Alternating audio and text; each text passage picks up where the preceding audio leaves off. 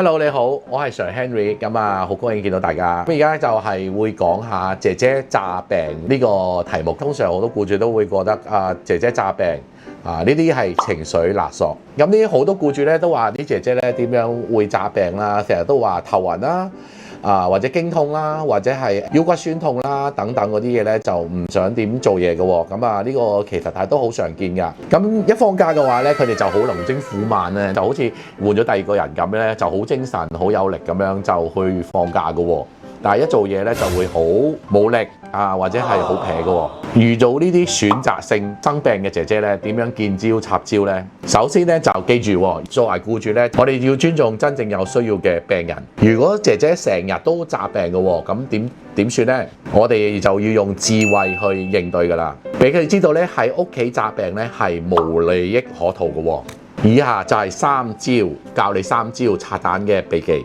第一招，醫生紙一定要提供醫生紙。根據外傭條例咧，咁就姐姐睇醫生咧個費用咧由我哋僱主負責嘅喎，一定要出示醫生紙先至可以享有病假津貼。如果工人姐姐淨係口頭話唔舒服，但係唔睇醫生，或者睇完醫生根本就冇攞病假紙，咁如果當日佢冇返工嘅話咧，我哋就當佢缺勤嘅咯喎。我哋僱主咧就有權按比例咧扣返佢嗰日人工㗎。呢個一定要同姐姐講清楚。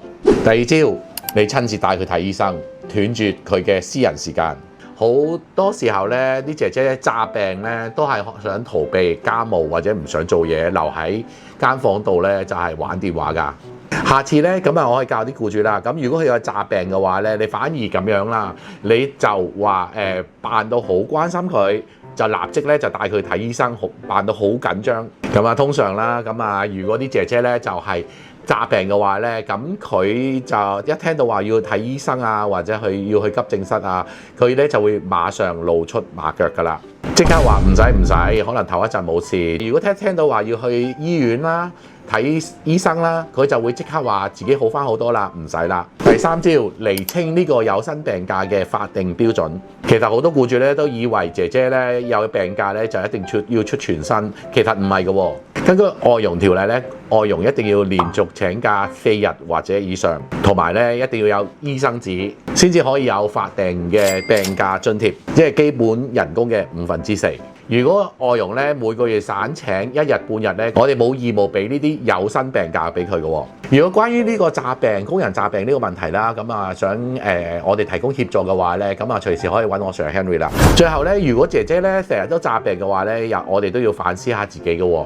會唔會佢對呢份工有厭倦定係工作量太大，或者可能佢有呢啲消極嘅情況，或者有對抗嘅心理？遇到呢啲情況咧，我哋如果咁嚴厲嘅咧，其實都唔一定有效嘅喎。問下姐姐係咪遇到啲樽頸位，定係淨係純粹工作態度散漫？我哋越早發覺同埋應對咧，可能對件事會好啲，同埋可以避免呢個關係咧進一步惡化。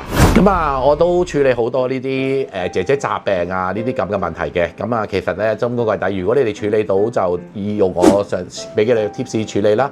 如果你哋想我哋提供協助咧，你隨時可以走嚟揾我 Sir Henry 我會盡力幫你哋㗎啦。記得訂閱、讚好、分享我哋嘅影片，下次再見，拜拜。